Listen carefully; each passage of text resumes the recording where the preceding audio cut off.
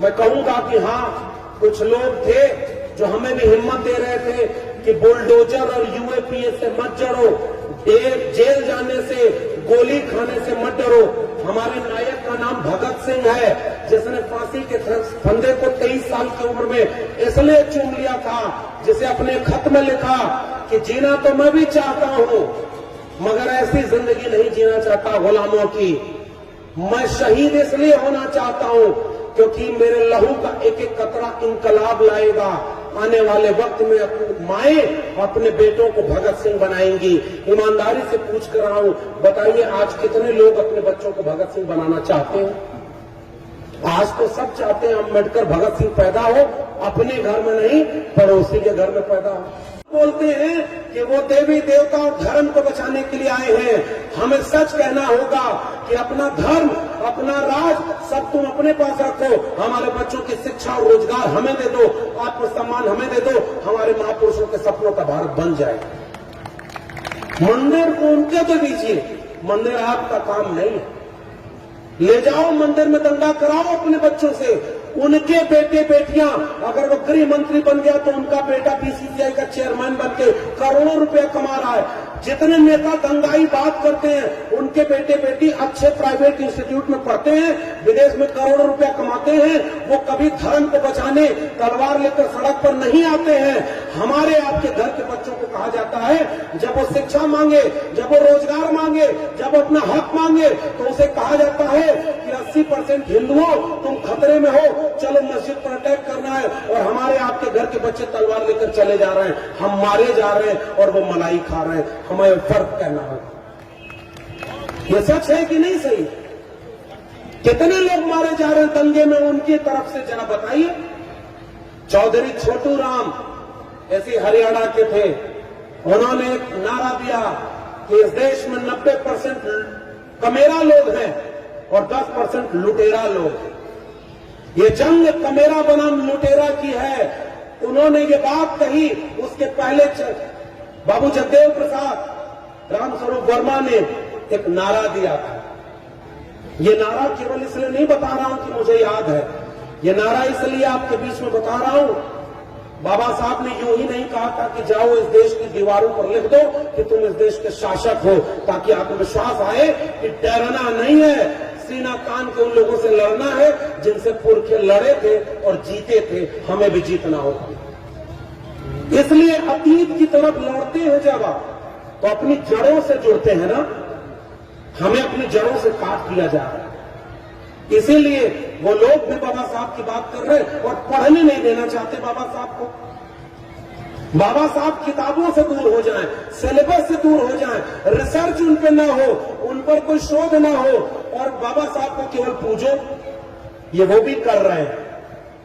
और आखिरी बात, वो नारा दिया था, ओबीसी समाज के लोगों से भी कहता हूं, महिलाओं और ओबीसी समाज के लोगों को, ये दो लोगों को मैं इसलिए ज्यादा खास तवज्जो देकर एड्रेस कर रहा हूं।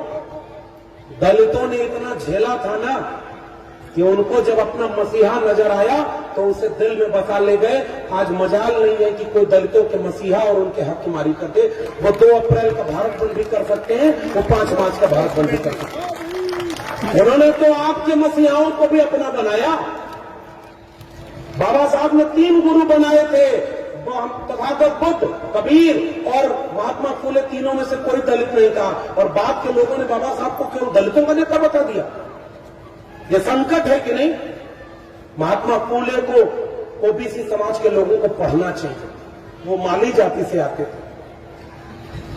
तो छत्रपति शाहू जी महाराज ओबीसी थे। टीवी पेरियार रामास्वामी नायकर और उससे लेकर के backward classes league, federal depress classes league, Shivdayal Singh Chaurasia और त्रिवेणी संघ बना था 1930 में बिहार में।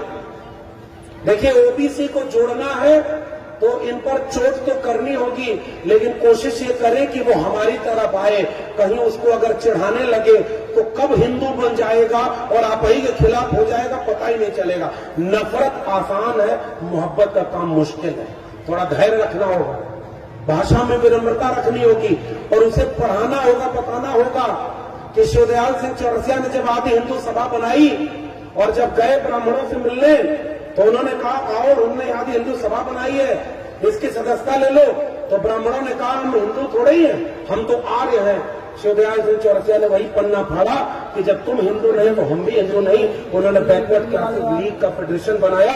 1948 में उसका सम्मेलन लखनऊ में हुआ और उसकी अध्यक्षता डॉक्टर भीमराव अंबेडकर ने किया था। ये है बहुजन एकता। ओबीसी को इतिहास ही नहीं पढ़ने दिया गया।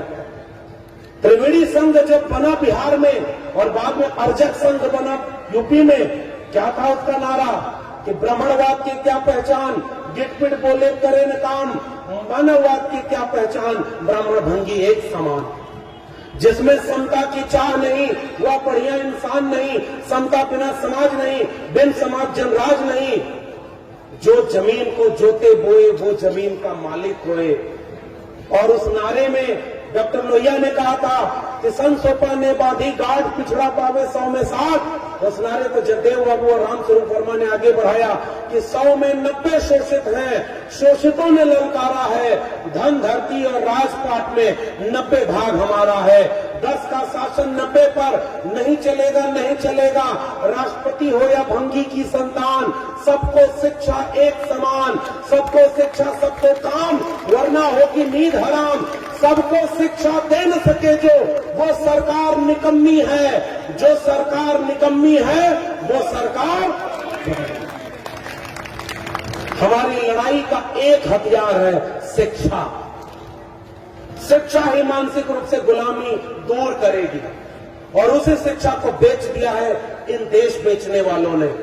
यह आखिरी बात कह करके आपसे एक शपथ लेना चाहता हूं। जिस दौर में दुनिया कोविड से लड़ रही थी, हमारे यहां कुछ लोग कह रहे थे गोबर खा लो, गौमूत्र पी लो, फिर हॉस्पिटल बंद कर दो। हॉस्पिटल में क्या इलाज है? एक ब्राह्मण दूसरे घर में जा करके वहां लोग हाथ जोड़ के बैठे हैं कि बेटा फेल हो गया, क्या होगा? तो ब्राह्मण ने कहा इसका पतरा देख रहा हूं और मुझे लग रहा है कि इसकी दशा, ग्रहों की दशा ठीक नहीं है, तो हवन करा लो, ये दशा ठीक हो जाएगी। और हवन करके दान दक्षिणा लेकर चला आया। बेटा साथ गया था। बेटा आकर पूछा कि पिताजी हमें नौकरी क्यों नहीं मिल रही है, हमारी भी ग्रह दशा ठीक नहीं है क्या? तो ब्राह्मण नाराज होकर बोला चुप नालायक, तुझे तो आरक्षण की वजह से नौकरी नहीं मिल रही है, ग्रह दशा तुम्हारी थोड़ी खराब है। हमारे पूर्वांचल में एक नारा था, लोग जाकर ब्राह्मण से शिकायत किए कि एक गधा है, कुछ बच्चों ने उसकी जान ले ली है, क्या होगा पंडित जी? उन्होंने कहा अरे गधा मारना तो बहुत बड़ा पाप है, गुनाह है, अब तुम्हें हवन कराना होगा, इस पाप से मुक्ति मिलेगी और ये कराना होगा, इतना खर्च होगा। बड़े नाराज हुए। धीरे से एक आदमी ने बोला पंडित जी जिन बच्चों ने गधे को मारा है उसमें आपका लड़का संतोष भी है। पंडित जी खड़े होकर कहे कि 2-4 लइकन में एक संतोष, गधा के मरले में कौनो न दोष। तुरंत इतिहास बदल गया। ये लोग हमारी पीढ़ियों को गुलाम बनाए थे। तृतीय रत्न नाटक लिखा है महात्मा फुले ने और उस नाटक के रेफरेंस से कह रहा हूं। एक आदमी बहुत गरीब था, वो ब्राह्मण के पास जाता है। ज्योतिबा फुले लिखते हैं कि वो ब्राह्मणों से कहता है कि तुम्हारे जीवन का सारा संकट इसलिए क्योंकि शनि ग्रह की दशा ठीक नहीं है। वो आदमी कहता है कि हुजूर कैसे होगी सही? उन्होंने कहा हवन करा लो। कितना खर्चा आएगा? 10,000 रुपया। आदमी कहता है इतना पैसा तो नहीं है। तो ब्राह्मण कहता है चलो सेल लगा दी, 50% डिस्काउंट, 5,000 रुपया में हवन करा दूंगा। वो आदमी कहा नहीं 5,000 भी नहीं दे पाऊंगा। फिर ब्राह्मण बोला कि अच्छा 100 रुपया 1,000 रुपया दे दो, कुछ दिन के लिए शनि ग्रह को ठीक कर देता हूँ, जब पैसा हो जाएगा तो बड़ी वाली हवन करा लेना। वो आदमी खड़ा होकर कहा मेरी जेब में एक फूटी कौड़ी नहीं है। ब्राह्मण नाराज होकर कहा जब तेरी जेब में एक फूटी कौड़ी नहीं है तो जा बच्चा, शनि तेरा कुछ नहीं बिगाड़ सकता। ऐसे ऐसे नमूनों से हमारे देश में मानसिक गुलाम पैदा किए गए। एक आदमी खजूर के पेड़ पर चढ़ा, ऊपर से देखा तो इतने ऊपर से उतरेंगे कैसे, डर लगी। उसने हाथ जोड़ा, हनुमान जी ताकत दे दो, नीचे उतर जाऊंगा, मंगलवार को एक लड्डू चढ़ाऊंगा। आधा दूर आया, फिर कहा कि हनुमान जी आजकल बड़ी गरीबी है, कोरोना में नौकरी चली गई है, घर में खाने को नहीं है, आधा किलो लड्डू चढ़ाऊंगा, उसमें मान जाना।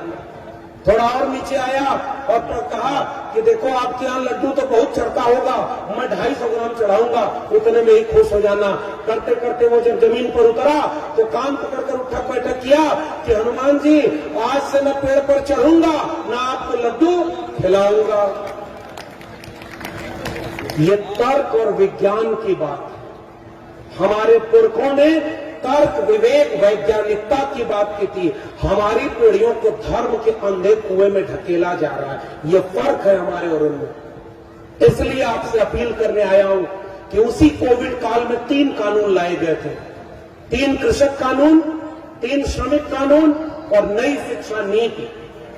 बाबा साहब आज होते तो जैसे किसानों का कोड़ा लिखने वाले फूले और किसानों को उसका हक दिलाने वाले डॉक्टर अंबेडकर किसानों के कानून के खिलाफ सड़क पर खड़े होते, वो नहीं थे फिर भी जागरूक लोग थे, तो बाबा साहब उन तस्वीरों में उन आंदोलनों के चेहरे बने हुए थे। सीएनआरसी का आंदोलन जब हुआ तो उस आंदोलन में सबसे बड़ा चेहरा अगर किसी एक नायक का था तो मुसलमानों के हाथों में भी जो तस्वीर थी वो डॉक्टर भीमराव अंबेडकर की तस्वीर थी। इस देश में किसान, मजदूर, नौजवान सारी लड़ाइयों में जिस नायक को आजादी के बाद दफन कर दिया गया था वो मिट्टी फोड़कर बाहर आया, पढ़ाई और लड़ाई की आवाज में बुलंद हुआ और आज 2022 तक आते आते उस एक नायक के करोड़ों लोग मानने वाले हैं। वह आंदोलनों का नायक बनकर उभरा है, उसका नाम है डॉक्टर भीमराव अंबेडकर। तो भगत सिंह, अंबेडकर, बिरसा, फूले, पेरियार की विरासत हमारे पास है और हमको कुछ लोग डराते हैं कि माहौल ठीक नहीं है, लोग यूएपीए लगा देंगे। यूपी में हूं, अभी घर भी जाना है, यहां बुलडोजर भी चल जा रहा है। भारत का संविधान बड़ी मुश्किल से बना था। उस संविधान में एक स्वतंत्र न्यायपालिका थी। भारत के उनमें लिखा हुआ है कि शास्त्रों में लिखा है कि अपराध से घृणा करो, अपराधी से नहीं। आज अभी कहीं भी नहीं हुआ कि अपराधी गुनहगार कौन है, बुलडोजर चलाया जा रहा है, गोली मारी जा रही है। भारत का संविधान कहां बचा? ईवीएम से चुनाव हो रहा है, बटन दबाओ, अगर ईवीएम गलत हो तो चुनाव में वोट सारा कमल के फूल पर ही जा रहा है। भाई गलती से वोट एक आध बार निर्दलीय उम्मीदवार को क्यों नहीं चला जाता? ये कौन सी गलती है कि हर बार वोट तुम्हें ही जा रहा? चुनाव आयोग ने चुनाव ढंग से कराया क्या भारत का संविधान वहां बचा हुआ? इस देश में सुप्रीम कोर्ट का जज आज फैसला सुनाता है कि मंदिर वही बनेगा और कल जाकर राज्यसभा में शपथ लेता है। जिस देश के सुप्रीम कोर्ट में 85% बहुजनों के 85% छोड़िए 5% भी जज ना हो, वो कौन सा राष्ट्र है? हमारे प्रोफेसर नहीं, हमारे डॉक्टर नहीं, हमारे इंजीनियर नहीं, हमारे वकील नहीं, 85% इस मुल्क की जमीनों पर हमारा कब्जा नहीं, 85% इस मुल्क की संपत्ति हमारे पास नहीं। और अचानक जब आप ये सवाल पूछेंगे तो कोई आता और कहता है कि हिंदू धर्म खतरे में बचाने जाना है। ये सांप्रदायिकता की आग आपको भटकाने की आग, इसलिए संविधान खतरे में है। इस समय जब चुनाव आयोग पर भरोसा नहीं, न्यायपालिका में हमारे लोग नहीं, मीडिया हमारे खिलाफ दिन रात खड़ा होता है। एक सवाल पूछता हूं, 14 अप्रैल को पूरे भारत में जो जश्न मनाया गया वो किसी होली, दिवाली, ईद से कम नहीं था। फिर भी इस देश की मीडिया ने क्यों नहीं दिखाया कि एक बड़े नायक का जन्मदिन लाखों करोड़ों लोगों ने इस देश में मनाया है? क्यों नहीं दिखाया उस मीडिया ने? यह सवाल हमारा है। और इसलिए मैं जाते जाते केवल अपील करने आया हूं साथियों, हमारे भाषणों की कोई अहमियत नहीं। हम 4 शब्द इधर उधर करके बोले, आप हमें सम्मानित करते हैं, अच्छा लगता है, लेकिन असली सम्मान हमारा और हमसे बढ़कर सम्मान हमारे महापुरुषों का तब होगा जब हम वो लड़ाई लड़ेंगे जो लड़ाई उन्होंने लड़ करके हमें ये जमीन सौंपी थी। बाबा साहब ने कहा था कि बड़ी मुश्किल से एक कारवां यहां तक लाया हूं, इसे पीछे मत जाने दो, आगे ले जाना, और अगर आगे न ले जाओ तो वहीं छोड़ देना। ईमानदारी से पूछ कर रहा हूं, बताइए क्या हमारी आंखों के सामने बाबा साहब का बिरसा फूले का कारवां पीछे नहीं जा रहा? कबूल करिए कि पीछे जा रहा है। आपका आरक्षण खत्म कर दिया, सरकारी नौकरियां बेच दी, प्राइवेटाइजेशन कर दिया। नारा उसने लगाया था, सौगंध मुझे इस मिट्टी की मैं देश नहीं बिकने दूंगा, और आया तो रेल बेच दिया, सेल बेच दिया, और नवरत्न कंपनियां बेच दी, बैंक बेच दिया, और सब कुछ बेचने के बाद उसने आपके बच्चों की शिक्षा भी बेच दी। उसे चाय बेचते हुए किसी ने नहीं देखा, मगर उसने आपकी खुली आंखों के सामने उस स्टेशन, उस ट्रेन सबको बेच दिया, जिसमें पता नहीं वो कब चाय बेच दी। नाम मैंने किसी का नहीं लिया, इशारे में कह रहा हूं, आपको बहुत दिक्कत ना हो इसलिए कर रहा हूं। वो लोग सारा कुछ बेच रहे हैं जो हमारे पुरखों ने बनाया था, और हमारे पुरखों ने इस मुल्क को बनाया। इस देश के नाई, कुम्हार, लोहार, बढ़ई, मोची, मल्लाह, निषाद, आदिवासी, दलित, पिछड़े, इन्होंने मिलकर के, उनके हाथों ने श्रम करके 90% लोगों ने इस दुनिया को रहने लायक बनाया, और हमारे बच्चों से 90% हमारी धन, हमारी धरती, हमारा राजपथ छीन लिया, और आज हम गुलाम बने बैठे, और हमारी बनाई हुई संपत्ति को बेच रहा है वो बैठकर। वो नालायक बेटा कहा जाता है जो बाप की संपत्ति को बेचता है। हमारे पुरखों की संपत्ति है और हम बेचने दे रहे हैं। एक बात याद रखिए, दोष उसका भी नहीं है, उसने भी कह दिया है हमारा क्या है, हम तो फकीर आदमी हैं जी, झोला उठाकर चल देंगे किसी लोग। आप कहां जाएंगे, मैं आपसे सवाल पूछने आया। क्या आप अपने बच्चों को जवाब दे पाएंगे कि जब उनकी शिक्षा बेची जा रही थी तो आप क्या कर रहे थे? इस देश को अंबानी और अडानी के हाथों बेचा जा रहा था, तब आप क्या कर रहे थे? रेलवे, जहां बहुजनों की सबसे ज्यादा नौकरी थी, पूरा का पूरा रेलवे बेचा जा रहा है, हम क्या कर रहे हैं?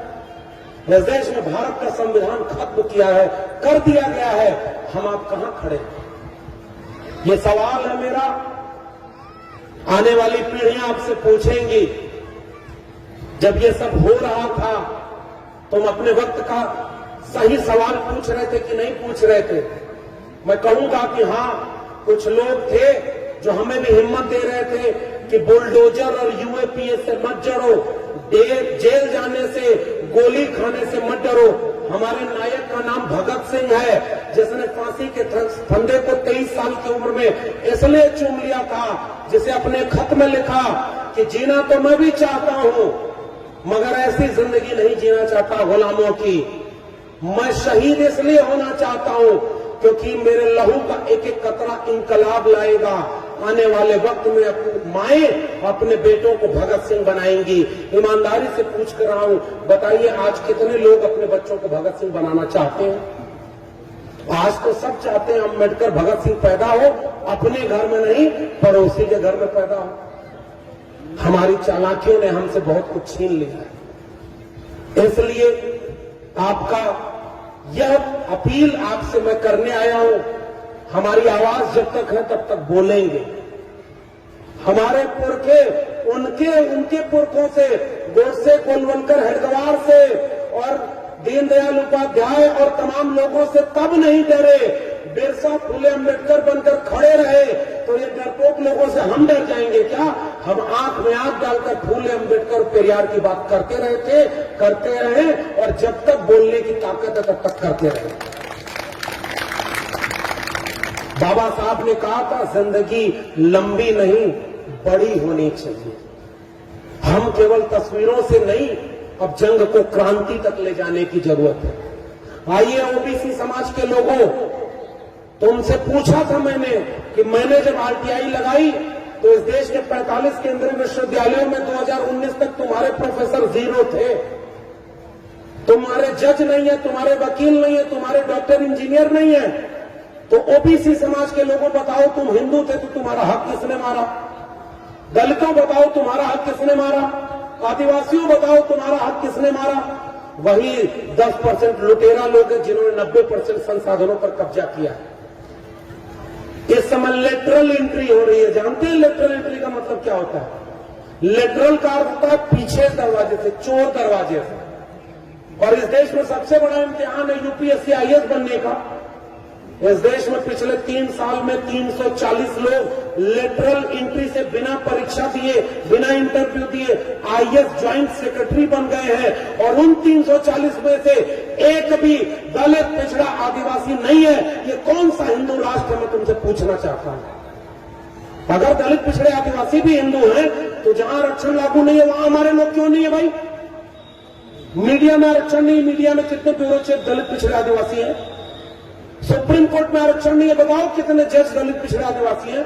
तुमने दिन रात केवल आरक्षण को गालियां दी हैं, हमारे लोगों को अपमानित किया मेरिट के नाम पर। ये लेटरल एंट्री नई शिक्षा नीति के पीछे से चोर दरवाजे से आ गई है। हम जैसे प्रोफेसर लोग बन गए, आने वाली पीढ़ियों में अब आपके प्रोफेसर भी नहीं बनेंगे। 90 से 95% अभी भी इस देश के कुलपति, प्रिंसिपल, वाइस चांसलर सारे सवर्ण बने बैठे हैं। हमारे लोग तो वहां है ही नहीं। ये आज के सबसे बड़े सवाल थे। पुरखों की लड़ाइयों को हमारे सामने सौदा किया जा रहा है। बाबा साहब की मूर्ति तो बनेगी, लेकिन उनके सपनों का भारत नहीं बनेगा। यहां खड़े हैं हम।